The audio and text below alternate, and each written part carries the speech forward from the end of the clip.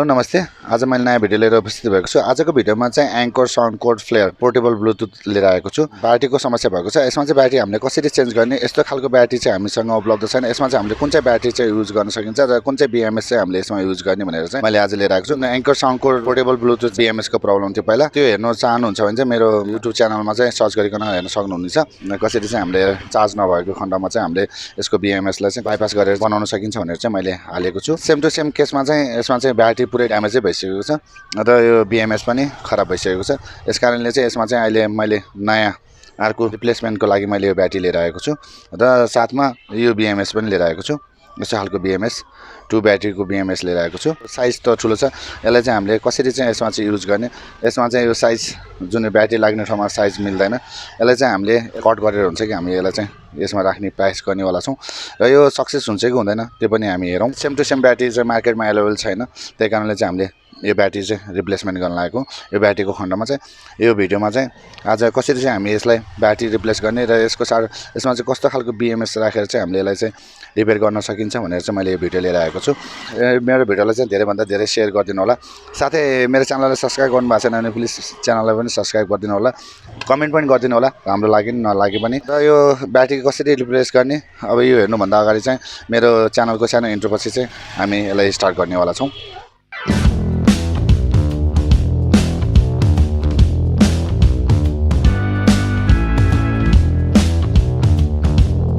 8 volt र 3 volt चाहिने हो। त्यसको लागि चाहिँ हामीले डाइरेक्ट यहाँबाट यहाँ जम्पर गर्नेछौँ। यहाँबाट एउटा वायर लिनेछौँ 3 भोल्टको र यसबाट हामी यसलाई 8 बनाउनेवाला छौँ। यहाँ माइनस लिनेछौँ, यहाँ प्लस भयो, यहाँबाट एउटा वायर आयो, यहाँ 8 भोल्ट हुन्छ। यो माइनस यो प्लस यसरी चाहिँ हामी यसमा राख्नेछौँ। यो 3टा वायर पनि छ र यसमा हाम्रो 3टा वायर राख्ने ठाउँ छैन र यसलाई अब हामी कसरी चाहिँ चेक गर्न सक्छौँ त। अब यो माइनस भइहाल्यो, यसमा भोल्टेज छैन, यसमा भोल्टेज छ, जम्मा 3 भोल्ट छ हैन। अब यो पनि ग्राउन्डै भयो, यो पनि ग्राउन्डै भयो र त्यसको साथै हामीले डाइरेक्ट यसलाई डाइरेक्ट हामीले यसलाई जोइन गर्दै पनि खास प्रब्लम हुँदैन। त्यसकारणले चाहिँ हामीलाई अब यो के गरौँ भन्दाखेरि यसलाई यही साइजमा चाहिँ यसलाई मिलाउनु पर्यो। होला माइनस यसरी लिएर आएर यता दिनेछौँ, प्लस यताबाट यता दिनेछौँ र यसको निक्लिने आउटपुट निक्लिने भनेको यहाँबाट चाहिँ भोल्टेज आउटपुट हुन्छ। यसमा 8 भोल्ट आउटपुट हुन्छ। अब यसलाई हामीले ब्याट्रीको लाइनमा दिनलाई हामीले यति काट्दिउँ, किनभने यो पनि प्लस लाइन भयो, यता पनि यो प्लस लाइन पुरै प्लस लाइन भइहाल्यो। यो माइनस लाइन यहाँबाट यति छ भनेपछि हामी यति कट गरिदिउँ।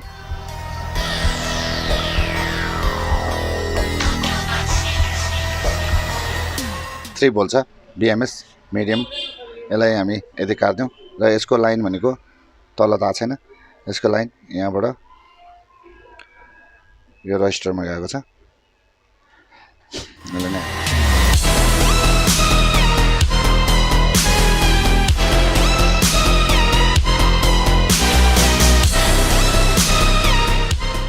यस साइजमा आयो।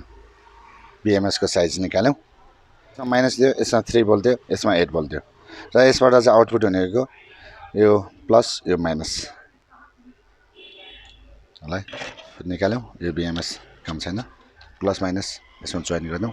यसको लागि हामी यो वायर लिनेछौँ।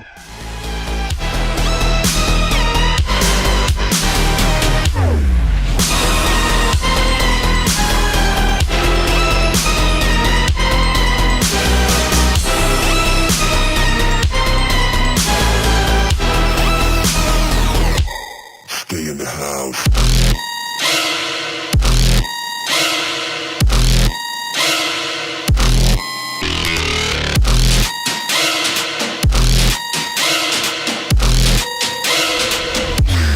Lock the door.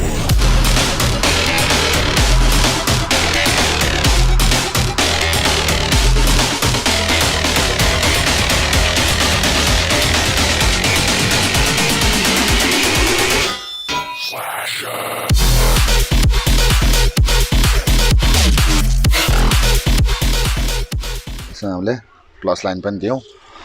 यसमा कसरी दियौँ भन्दाखेरि यो माइनस लाइन भइहाल्यो, यो प्लस लाइन भइहाल्यो ब्याट्रीको। यहाँबाट हामीले प्लस लिएर आएको छौँ, यहाँबाट हामीले माइनस लिएर आएको छौँ। कम्पनीमा बनाएको चाहिँ कस्तो हुन्छ अरे यसमै BMS मा नै होल्ड हुन्छ, यसमा ब्याट्रीको पिन निक्लेको हुन्छ र यसरी लगाइन्छ। अब हामीले यहाँबाट एउटा लिएर आएर एममा दिउँ एम मतलब अब यसको यसमा दिउँ हामी यो पेनमा यो पेन जुन रहेछ यसमा दिउँ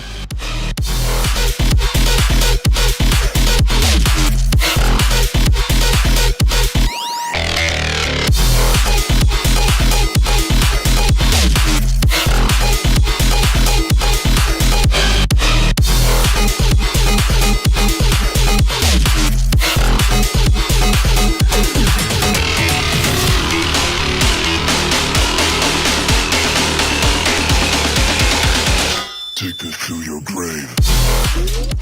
यो ग्राउन्ड भयो प्लस लाइन यहाँ 6.95 भोल्टेजमा छ 6.95 आइ नै रहेछ यसरी चाहिँ हामीले BMS राखिकन यसरी बनायौँ यस्तो खण्डमा चाहिँ हामीले यो राखेर बनाएको छौँ र यो काम कसरी गर्दैन त्यो पनि हेरौँ त्यसको लागि हामी टेप लगाइदिउँ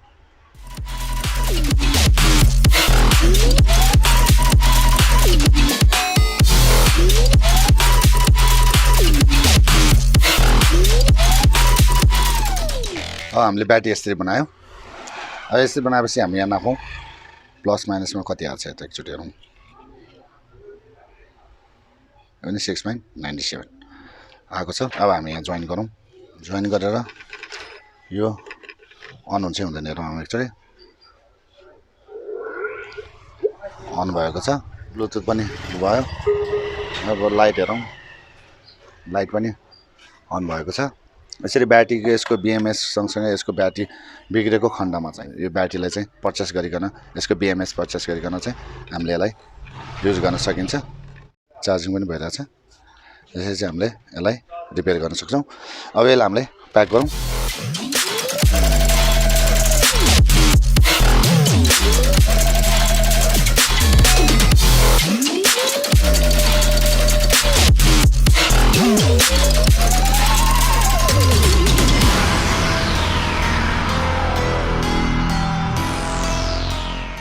अब यसलाई एकचोटि अन गरेर हेरौँ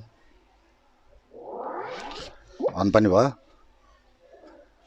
अब लाइट पनि बल्यो अर्को ब्याट्री रिप्लेस गरेर सक्सेस गरेका छौँ मेरो भिडियो कस्तो लाग्यो प्लिज लाइक कमेन्ट र सेयर गरिदिनु होला साथै नयाँ भ्युअर्सहरू मेरो च्यानलमा भिजिट गर्नुभएको छ भने प्लिज मेरो च्यानललाई चाहिँ सब्सक्राइब गरिदिनु होला हामीले यसरी चाहिँ रिपेयर गरेका छौँ यो चाहिँ ब्रान्डेड स्पिकर हो र यस कारणले चाहिँ यसको ब्याट्रीको जुन बनावट नै अलग्गै किसिमको हुन्छ त्यस कारणले चाहिँ हामीले यसमा अर्को रिप्लेस गरेको छौँ आजको यस भिडियोबाट चाहिँ म बिदा लिन चाहन्छु